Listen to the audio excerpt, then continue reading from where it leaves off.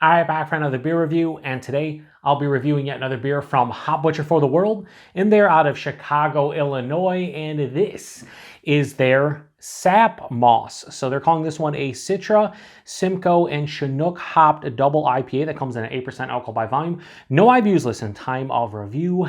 This can is just under 1 month old. I want to give a huge thanks and a shout out to a very good friend of mine and viewer of the channel, Chris, for this beer. So big thanks to him. In the description box, I'll post a link to the beer mail unboxing video I did that contains all the goodies he hooked me up with, and I'm really happy he sent this one my way because I really like the green moss lineup that Hop Butcher has. So they have green moss, yellow moss, and greener moss.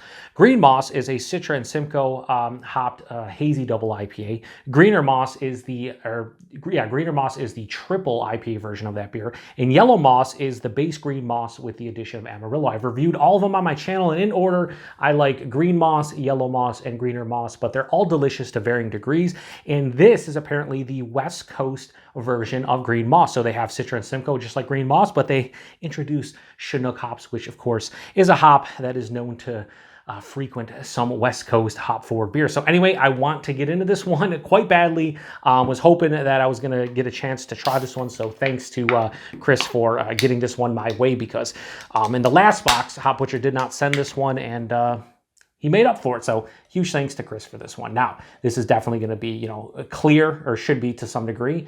And I'm expecting it to be more of, again, a West Coast kind of beer to some degree. It's not going to be super juicy and hazy and super sweet and all that stuff. So I will not look at the tasting notes until the end. Although I have a suspicion this is going to be more in like the modern West Coast realm, where it has a little bit more sweetness, a little bit more fruitiness. So yeah, that is not crystal clear. I thought it'd be crystal clear. Definitely can see the shadow of my hand, but I can't make my hand through it. So yeah, this isn't like full on, straight on, 100% West Coast. This is definitely an unfiltered West Coast, we'll say. Has just under a finger of a super creamy, bright white colored head. The actual look to the beer itself is this orange-yellow color, more to the yellow side of things. Maybe you could even say golden to some degree. In the Hop Butcher glass, it looks phenomenal. Like, it looks awesome. I love this glass. Probably my favorite glass from them, for sure, and then one of my favorite glasses in general. Anyway, let's get a nose. Yeah, so this is what this is giving me is North Park vibes in terms of like that modern West Coast thing.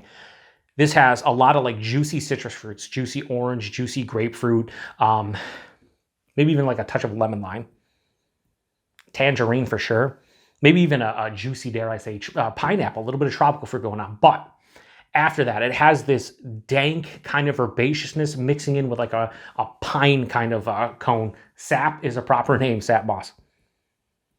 Oh, yeah. And as I continue to go back and smell it, the juicy, perceived juiciness from all those citrus fruits is kind of dying down. And there is this big, again, like this big piney kind of dank herbaceous note hitting my nostrils. A little bit of like an underlying malt too, like just a generic, like grainy, maybe slightly biscuity malt character.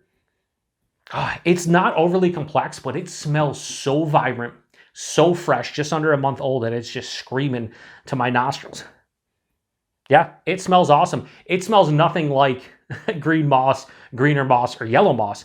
But the fact this is a West Coast version of that beer is just awesome. And it's cool to see, like, if you're going for different styles, even using, two of the three same, or I should say, two hops the two hops they use in a green moss, but then just the addition of Chinook, how much it changes up the beer. Yeah, it's fantastic. Anyway, let's get a taste on it. Cheers, everybody. Thanks again to Chris.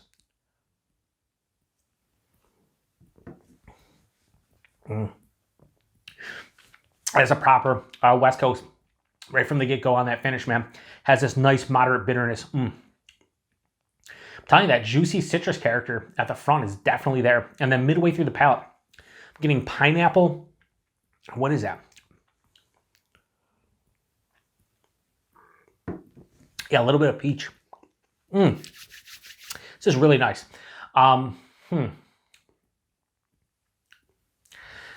One more sip and then we'll do body mouthfeel. I'm trying to figure out what I'm tasting right now. But this is a touch over medium body, appropriate for 8%. The mouthfeel, this isn't one of those, crazy Hop Butcher mouthfeels where it's super creamy and soft and smooth. This is smooth, but it is definitely moderately carbonated, has a crispness on the palate. It definitely is reminiscent of, you know, old school clear IPAs, clear West Coast IPAs, double IPAs in this situation. The taste, though, I'm still trying to wrap my head around it, but man, it's really good.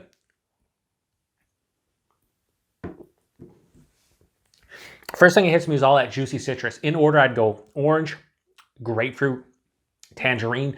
If you want to combine the grapefruit and tangerine to get a Tangelo, sure. Or Tangelo, probably the correct pronunciation. At this point, I've ran with Tangelo. I'm just saying Tangelo. But yeah, it has a juicy citrus fruit quality. But then it kind of turns into this rindy, pithy kind of citrus character about maybe a third of the way through the palate. And that continues on to midway through the palate. There's also an underlying, like, you get biscuity, bready kind of malt character. It's not as pronounced as it was on the nose, but it's definitely lingering around. But halfway through the palate, onto the back of the palate, this beer changes in all that citrus character. I get pops of like a fresh, juicy, over-ripened pineapple and peach. But what quickly happens is that transitions into a dank herbaceousness that then morphs into this piney, resinous, bitter kind of finish. It's moderately bitter with a full-on dry finish. So this one, it grips you on the palate, on the finish. It really does. I don't think you're going to mistake this one for a you know, a hazy or anything of that nature, or just like a new school, like American IPA or anything. This is an old school West Coast double IPA through and through, but it does have that modern kind of feel with that juiciness at the front and a little bit of that tropical character in the middle of the palate. This is like, again, I would say this is a modern West Coast double IPA to me. It has those characteristics, and I'm here for it. Here's the thing. Oh yeah, 8% too, a little warming in the chest and the stomach, nothing on the palate, really nice. I like green moss and yellow moss quite a bit. I like green moss slightly more than yellow moss. I think I gave green moss like a 4.5 or 4.6. I think I gave yellow moss like a 4.4 or 4.5. I don't like this as much as that, but I think I like this more than greener moss. So I don't know really where to place this one, but I did give green moss like a 4.25, 4.3. I'm gonna go right between greener moss and green moss. The reason why I didn't like greener moss as much as green moss is I'm just more of a give me a 7.5, 8%, you know, double IPA as opposed to triple more often than not. And I think the flavors, everything were similar. It's just, I think it worked better in something that was, you know, almost 3% lower in ABV. This, on the other hand, this is a whole different beast, despite, you know, being a part of like their Moss series. And it's a really damn delectable and tasty treat. So Sap Moss from Hop Butcher, I am going to give this a high 4.25. I'm going to go 4.35 out of 5. So, you know, just underneath green moss and yellow moss, but, you know, just the quality is there. I think they have something with the base beer in general. So I think they did a great job. Looking at tasting notes right now on the back, and I did a pretty good job, I think. So yeah, if you see this one, grab it. Tasting notes, juicy? Yeah, juicy orange. Yeah, all day. Like, you could just say juicy citrus, like, and they would have been right. Dank pine. I said dank herbaceousness and a resinous pine. You combine the two, dank pine, sure. I don't think I've ever said straight on dank pine. Like, I'll probably never say that, but yeah, for sure. And then bright grapefruit. Yeah, so they separated the citrus. I don't really say, maybe I've said this had like a bright pineapple, but I think I just said more of like a sweeter over-ripened pineapple. But bright grapefruit, sure. Like, the citrus character on this is screaming, but so is that pine character. So I think they did pretty good with the tasting notes. Price point availability, I think typically, again, double IPAs from Hop Butcher, 15, 16 bucks in the Chicagoland area. I'm sure there's some places that charge more, maybe some that charge less. I don't know. But if this gets distro, like if this was to show up here in my area in Buffalo, you're probably talking $20 to $22 for the 4-pack, which is kind of the going rate for beers and distro of this quality. And of course, Hop Butcher has some pretty big hype. So I'm fine with it, whatever. It's a good price point, especially if you're in Chicago, if you can get like this for like 16 bucks a 4-pack all day, every day. And availability, this is where, I mean, it varies from video to video when I say about Hop Butcher. I should just stop with the availability for Hop Butcher specifically because it's different for everybody. All I'll say is if you really want Hop Butcher stuff, you can find it. Whether it's online, maybe finding somebody who can get Hop Butcher relatively easy and trading for it.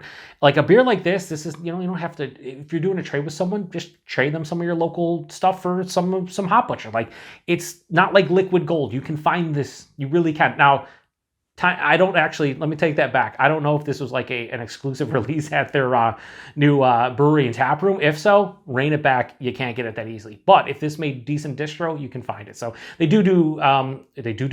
they occasionally will do, I shouldn't even say occasionally, I think pretty much every week, maybe every couple weeks, they do tap room exclusives that you can only get at the tap room. So again, if this is one of those beers, yeah, it's going to be harder to get. If this is one that makes distro though, totally can get it. So I don't know about this one. So Chris or anybody else, enlighten me on this one, because again, I don't really know a lot about anything in general. You should probably know this watching the reviews, but when it comes to availability, more often than not, somebody will come to the video and be like, no, this is this price and I can find it here. That's what I want to know, because I don't know much at all when it comes to this stuff. So anyway, huge thanks to Chris for this beer.